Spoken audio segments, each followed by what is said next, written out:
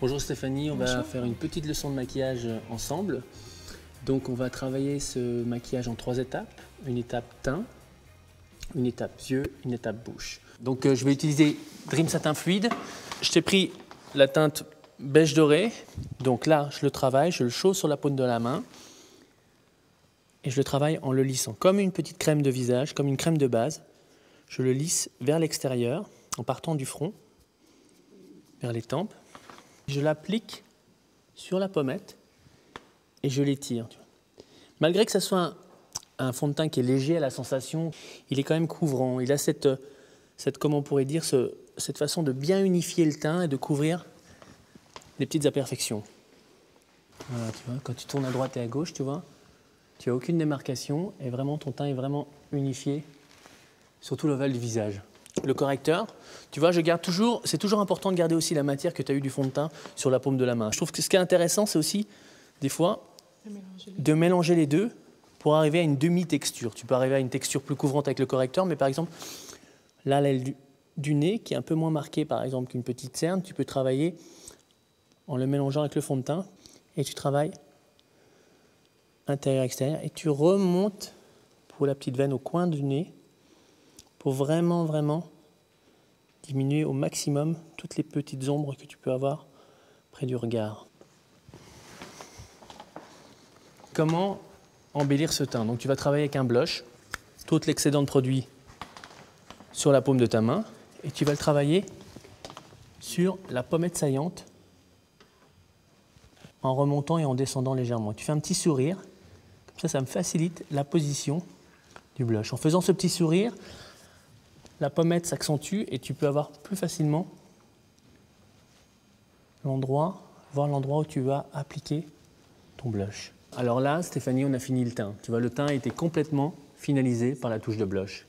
Deuxième étape, grande étape, le regard. On va travailler avec un duo rosé pour amener encore à cette peau que tu as dorée, tu vois, ce petit côté froid. Parce que l'association du froid et du doré, c'est une très jolie harmonie entre elles. Tu vois, je le travaille à la base des cils, au maximum de produit, maximum de matière.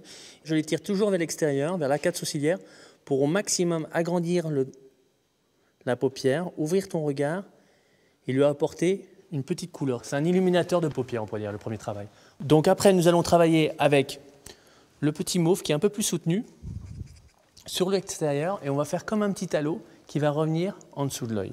Donc, tu prends le mauve, tu vois, tu fais vraiment comme si tu travaillais dans le petit creux là, naturel entre la paupière mobile et l'arcade sourcilière pour déposer la couleur et l'étirer vers l'extérieur. Et avec le doigt, tu le étires vers l'intérieur pour bien l'estomper avec le premier travail. Tu peux avoir cette option de travailler, comme je te disais auparavant, en halo, et tu vas le travailler sous l'œil. Donc tu prends le mauve, tu mets une pointe de rose, la première couleur qu'on a appliquée, tu mélanges les deux entre elles, et tu vas travailler sous l'œil comme un faux coup de crayon, qui va faire comme un halo, comme un œil qui sera souligné, l'arrondi de l'œil, par cette petite couleur. Un petit truc en plus qui est l'application du crayon oriental. Voilà. Au maximum près des cils, comme un faux trait d'eyeliner, tu vois. La paupière inférieure, du début à la fin, comme un faux trait de colle. Et après, à l'aide d'un petit applicateur de mousse, tu vas estomper ça.